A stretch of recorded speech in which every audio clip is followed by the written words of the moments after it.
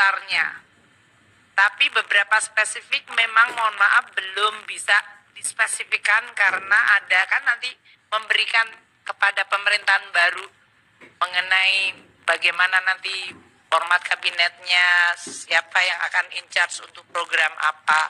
Itu ciri dari transisinya itu tadi. Tapi kami terus berkoordinasi dan berkomunikasi sehingga kalau sampai kemudian sudah ada keputusan politik dan kemudian ada keputusan secara birokratis yaitu badan atau siapa yang akan ditunjuk, kita langsung bisa mendukungnya melalui anggarannya. Itulah yang kita sebut transisi melalui sinkronisasi dan koordinasi. Selamat sore Bapak Ibu Menteri semuanya. Saya Givari dari Kumparan. Ada beberapa pertanyaan nih Pak. Yang pertama Pak, saya mau memastikan Pak terkait tadi di pidato keuangan Pak Presiden nggak sebut kenaikan gaji PNS di 2025. Nah itu sebenarnya jadi naik atau enggak Pak? Kalau jadi itu mungkin berapa gitu Pak? Terima kasih. Semuanya diborong ke Menteri Keuangan. Ada pertanyaan berulang. Jadi mungkin udah cukup ini. Silakan Bu Menteri Keuangan. Baik, tadi sudah disampaikan ini adalah APBN transisi. Dan sebagian dari transisi itu nature-nya ada yang sudah spesifik dari sisi angka, ada yang belum spesifik angkanya untuk program-program baru terutama, atau program lama yang akan diteruskan. Jadi seperti yang tadi saya sampaikan di dalam presentasi bahwa APBN ini tadi belanja KL termasuk tadi dari Kementerian Pertanian yang menyampaikan atau Menteri PUPR anggaran saya masih kecil gitu. Karena sebagian cukup signifikan itu masih di-retain nanti Presiden-elect yang akan nentuin. Gitu ya. Jadi kalau tadi Pak Menteri PUPR atau Menteri Pertanian mengatakan memang penting dan memang itu penting disampaikan oleh Presiden-elect. Namun nanti format untuk berapa Kementerian Pertanian akan ditambahkan anggaran untuk program tadi yang disampaikan yang itu memang menjadi prioritas. Seperti pencetakan sawah maupun berbagai masalah pengairan. Itu nanti akan ditetapkan oleh Presiden-elect. Mungkin saya mengingatkan sekali lagi siklusnya ya. Kita sampaikan ke DPR dan DPR sudah tahu bahwa ini adalah baseline APBN. Kita akan bahas sebagian nanti di dalam pembahasan KL-KL ini kan oleh Menteri saat ini. Tapi nanti kan Bapak Presiden-elect kan punya kabinet baru.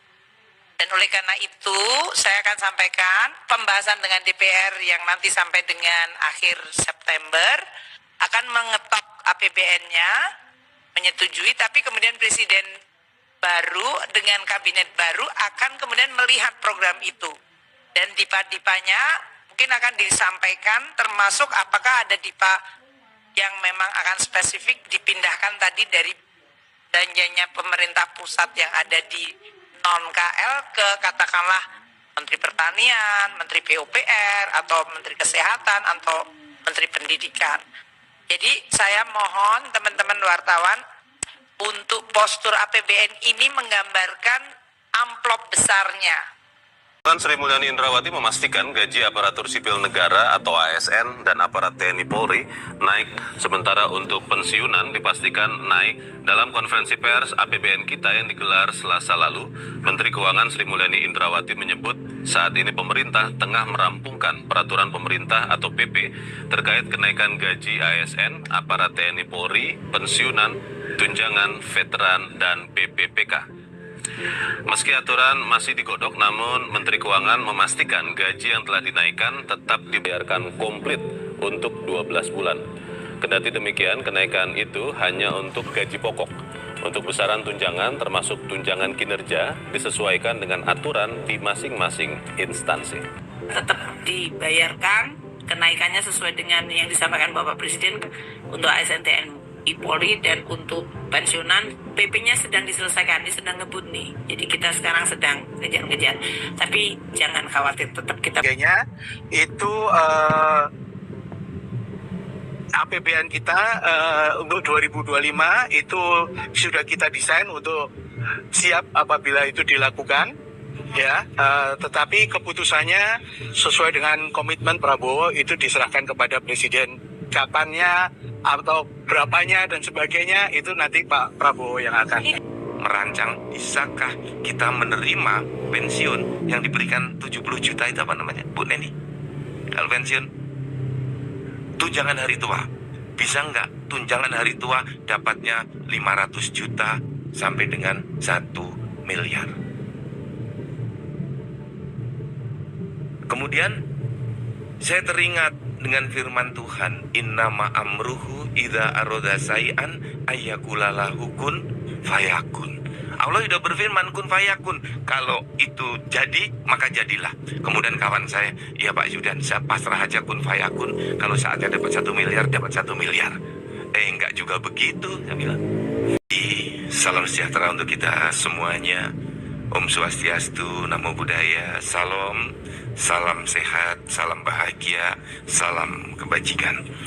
Alhamdulillah, la haula wa la quwata illa billah. Hasbunallah wa ni'mal wakil, ni'mal maula wa ni'man nasir.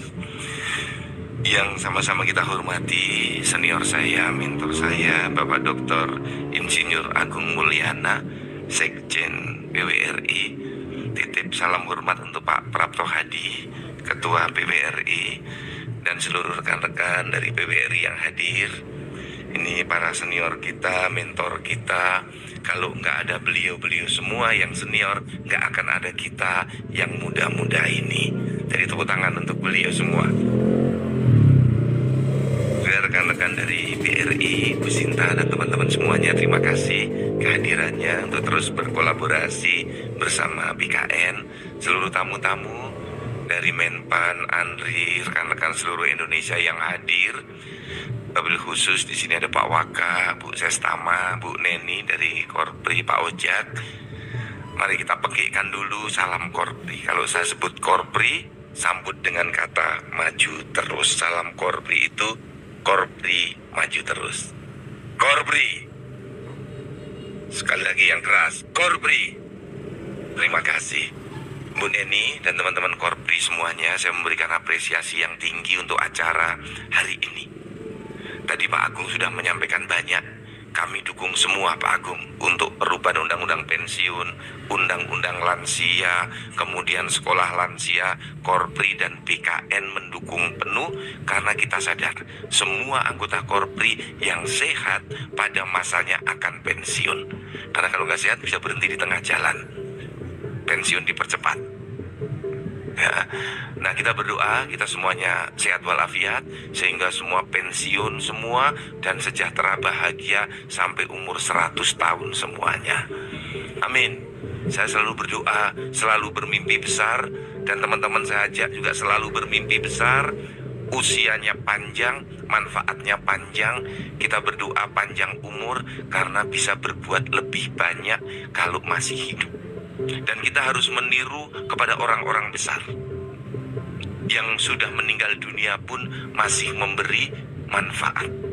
Contoh makam Bung Karno di Blitar menjadi tempat pariwisata, menghidupi orang banyak. Itu meninggal dunia tapi umurnya panjang. Para wali, Sunan Gresik, Sunan Ampel, Sunan Bonang, Sunan Derajat, ya Sunan Gunung Jati, walaupun beliau sudah wafat masih memberi manfaat. Itu panjang umur